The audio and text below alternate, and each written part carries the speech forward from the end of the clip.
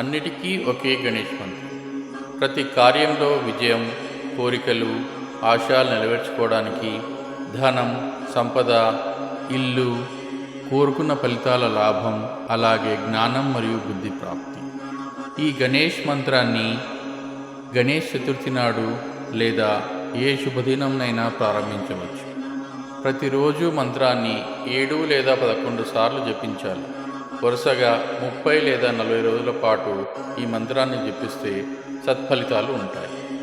ఈ మంత్రాన్ని ఉదయం స్నానం చేసిన తరువాత మరియు రాత్రి నిద్రకు ముందు జపిస్తే మరింత ఫలితం ఉంటుంది. మొదటి రోజు ఈ మంత్రాన్ని సంకల్పం చేసి మన కోరికలను గణేశునికి స్పష్టంగా ఓం సిద్ధి బుద్ధి లక్ష్యాయ లాభ సహిత శ్రీ గజాననాయ నమః. ఓం సిద్ధి బుద్ధి లక్ష్యాయ లాభ సహిత శ్రీ గజాననాయ నమః. ఓం సిద్ధి బుద్ధి లక్ష్యాయ లాభ సహిత శ్రీ గజాననాయ నమః. ఓం సిద్ధి బుద్ధి లక్ష్యాయ లాభ సహిత శ్రీ గజాననాయ నమః. ఓం సిద్ధి బుద్ధి లక్ష్యాయ లాభ సహిత శ్రీ గజాననాయ నమః. ఓం సిద్ధి బుద్ధి లక్ష్యాయ లాభ సహిత శ్రీ గజాననాయ నమః. ఓం సిద్ధి బుద్ధి లక్ష్యాయ లాభ సహిత శ్రీ గజాననాయ నమః. ఓం సిద్ధి బుద్ధి లక్ష్యాయ లాభ సహిత శ్రీ గజాననాయ నమః. ఓం సిద్ధి బుద్ధి లక్ష్యాయ లాభ సహిత శ్రీ గజాననాయ నమః.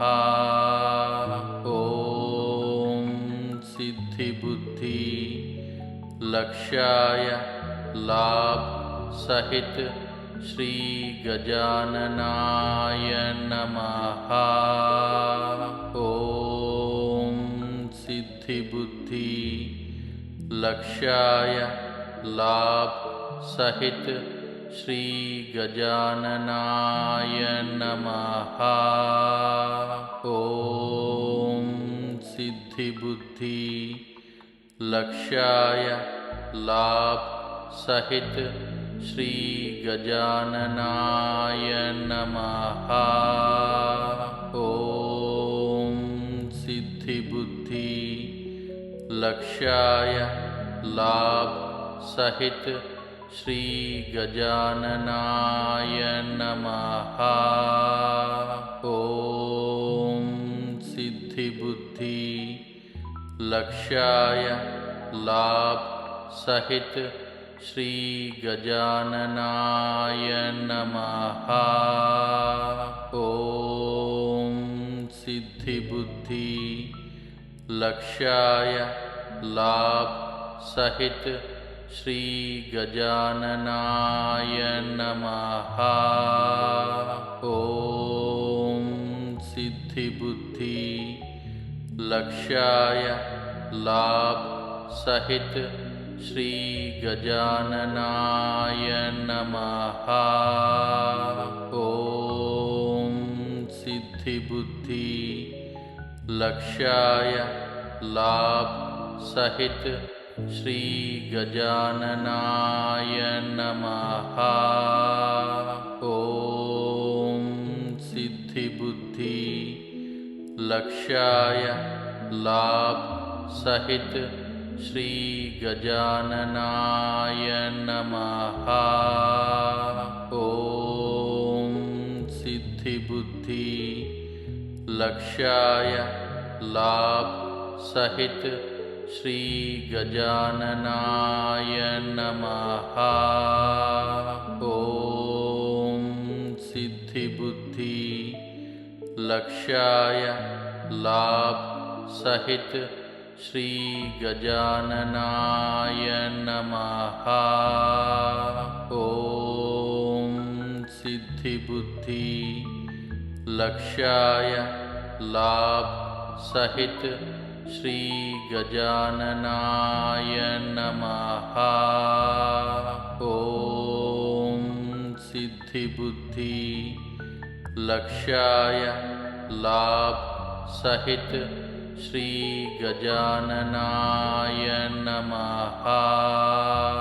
ओम सिद्धि बुद्धि लक्ष्याय लाभ सहित श्री गजाननाय नमः। ओम सिद्धि बुद्धि लक्ष्याय लाभ सहित श्री गजाननाय नमः। ओम सिद्धि बुद्धि लक्ष्याय लाभ सहित श्री गजाननाय नमः। ओम सिद्धि बुद्धि लक्ष्याय लाभ सहित श्री गजाननाय नमः। ओम सिद्धि बुद्धि लक्ष्याय लाभ सहित श्री गजाननाय नमः। ओम सिद्धि बुद्धि लक्ष्याय लाभ सहित श्री गजाननाय नमः। ओम सिद्धि बुद्धि लक्ष्याय लाभ सहित श्री गजाननाय नमः। ओम सिद्धि बुद्धि लक्ष्याय लाभ सहित श्री गजाननाय नमः। ओम सिद्धि बुद्धि लक्ष्याय लाभ सहित श्री गजाननाय नमः। ओम सिद्धि बुद्धि लक्ष्याय लाभ सहित श्री गजाननाय नमः। ओम सिद्धि बुद्धि लक्ष्याय लाभ सहित श्री गजाननाय नमः।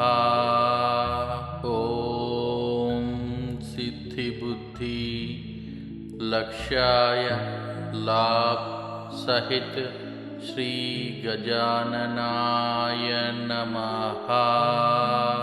ओम सिद्धि बुद्धि लक्ष्याय लाभ सहित श्री गजाननाय नमः। ओम सिद्धि बुद्धि लक्ष्याय लाभ सहित श्री गजाननाय नमः। ओम सिद्धि बुद्धि लक्ष्याय लाभ सहित श्री गजाननाय नमः।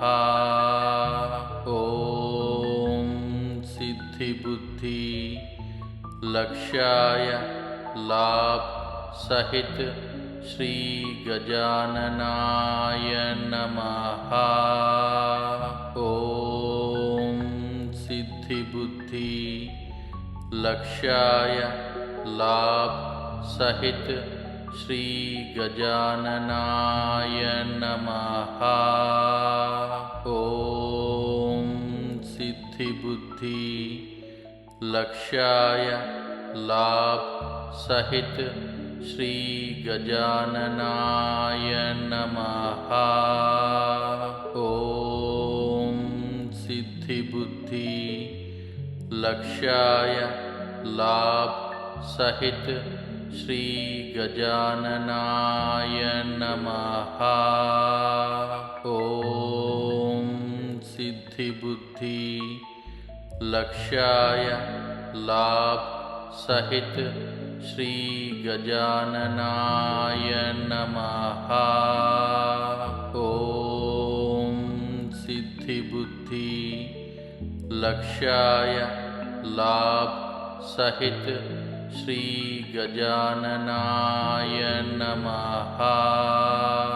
ओम सिद्धि बुद्धि लक्ष्याय लाभ सहित श्री गजाननाय नमः। ओम सिद्धि बुद्धि लक्ष्याय लाभ सहित श्री गजाननाय नमः।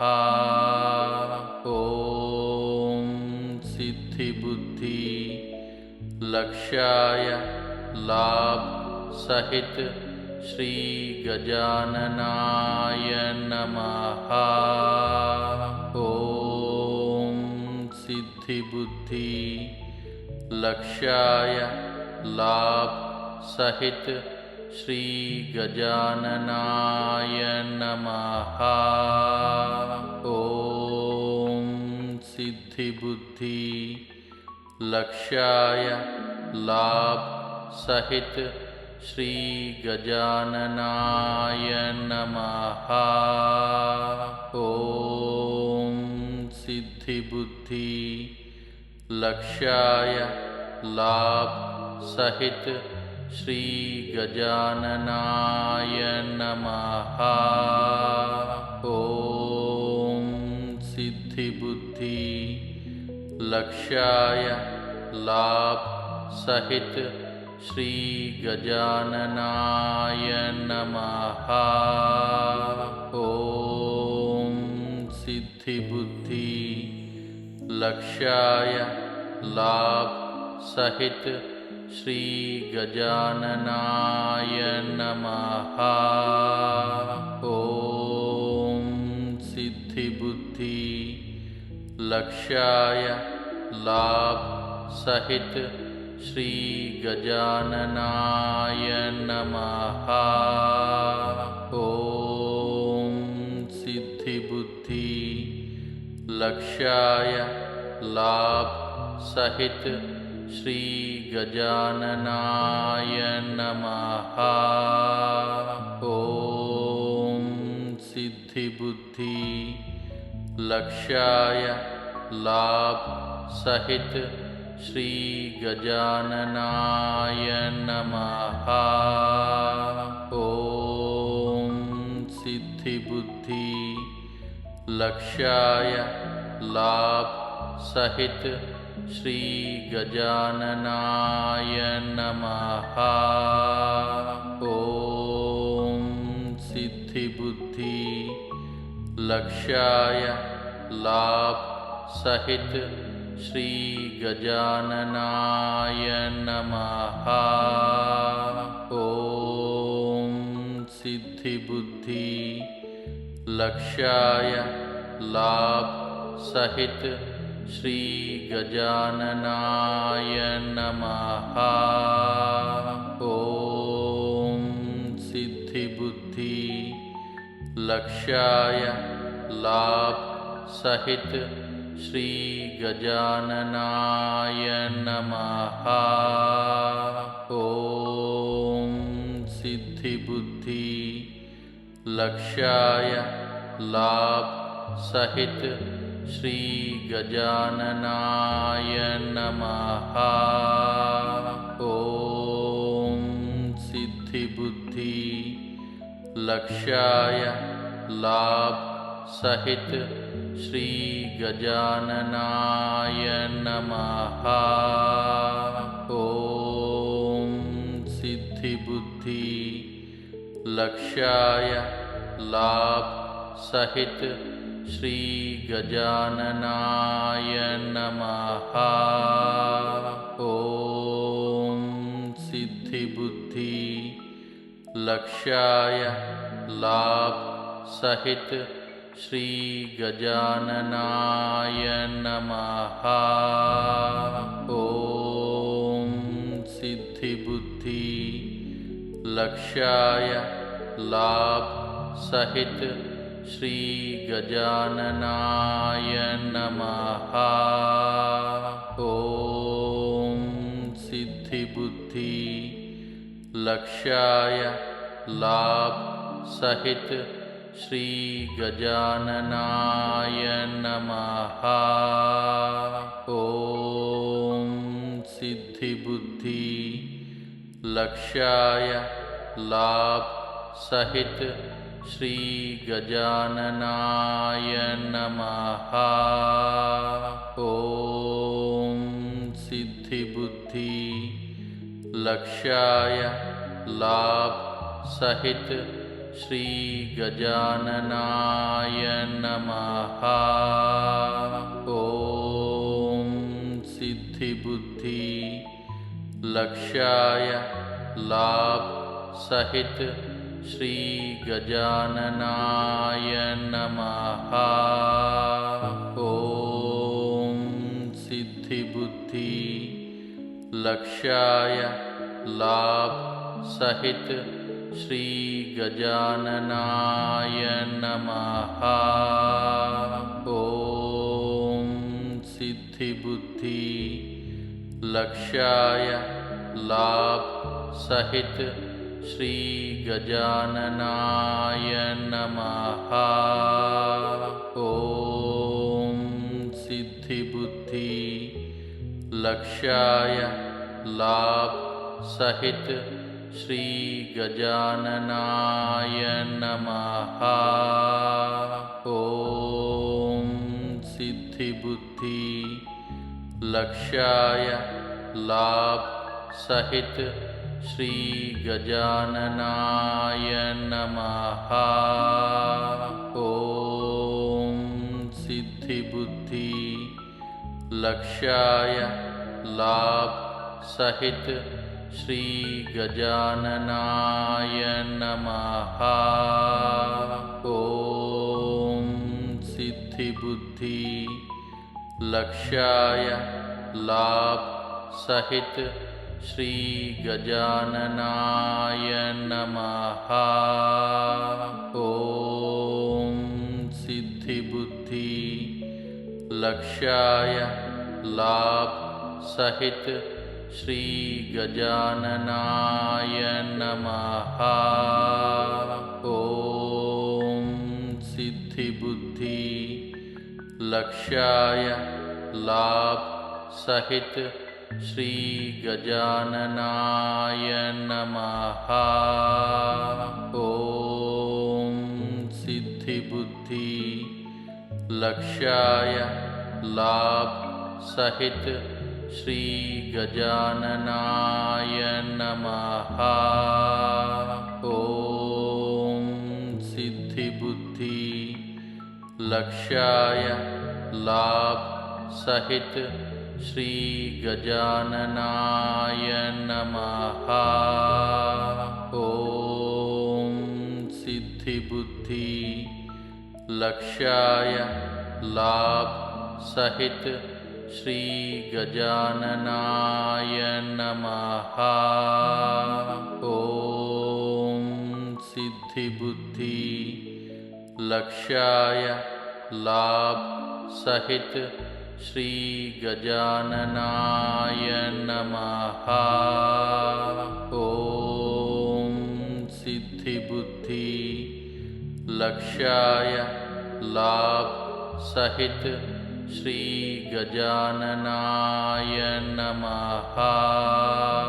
ओम सिद्धि बुद्धि लक्ष्याय लाभ सहित श्री गजाननाय नमः। ओम सिद्धि बुद्धि लक्ष्याय लाभ सहित श्री गजाननाय नमः। ओम सिद्धि बुद्धि लक्ष्याय लाभ सहित श्री गजाननाय नमः। ओम सिद्धि बुद्धि लक्ष्याय लाभ सहित श्री गजाननाय नमः। ओम सिद्धि बुद्धि लक्ष्याय लाभ सहित श्री गजाननाय नमः। ओम सिद्धि बुद्धि लक्ष्याय लाभ सहित श्री गजाननाय नमः। ओम सिद्धि बुद्धि लक्ष्याय लाभ सहित श्री गजाननाय नमः। ओम सिद्धि बुद्धि लक्ष्याय लाभ सहित श्री गजाननाय नमः। ओम सिद्धि बुद्धि लक्ष्याय लाभ सहित श्री गजाननाय नमः। ओम सिद्धि बुद्धि लक्ष्याय लाभ सहित श्री गजाननाय नमः। ओम सिद्धि बुद्धि लक्ष्याय लाभ सहित श्री गजाननाय नमः। ओम सिद्धि बुद्धि लक्ष्याय लाभ सहित श्री गजाननाय नमः। ओम सिद्धि बुद्धि लक्ष्याय लाभ सहित श्री गजाननाय नमः। ओम सिद्धि बुद्धि लक्ष्याय लाभ सहित श्री गजाननाय नमः। ओम सिद्धि बुद्धि लक्ष्याय लाभ सहित श्री गजाननाय नमः। ओम सिद्धि बुद्धि लक्ष्याय लाभ सहित श्री गजाननाय नमः। ओम सिद्धि बुद्धि लक्ष्याय लाभ सहित श्री गजाननाय नमः। ओम सिद्धि बुद्धि लक्ष्याय लाभ सहित श्री गजाननाय नमः। ओम सिद्धि बुद्धि लक्ष्याय लाभ सहित श्री गजाननाय नमः। ओम सिद्धि बुद्धि लक्ष्याय लाभ सहित श्री गजाननाय नमः। ओम सिद्धि बुद्धि लक्ष्याय लाभ सहित श्री गजाननाय नमः। ओम सिद्धि बुद्धि लक्ष्याय लाभ सहित श्री गजाननाय नमः। ओम सिद्धि बुद्धि लक्ष्याय लाभ सहित श्री गजाननाय नमः। ओम सिद्धि बुद्धि लक्ष्याय लाभ सहित श्री गजाननाय नमः। ओम सिद्धि बुद्धि लक्ष्याय लाभ सहित श्री गजाननाय नमः। ओम सिद्धि बुद्धि लक्ष्याय लाभ सहित श्री गजाननाय नमः। ओम सिद्धि बुद्धि लक्ष्याय लाभ सहित श्री गजाननाय नमः। ओम सिद्धि बुद्धि लक्ष्याय लाभ सहित श्री गजाननाय नमः। ओम सिद्धि बुद्धि लक्ष्याय लाभ सहित श्री गजाननाय नमः।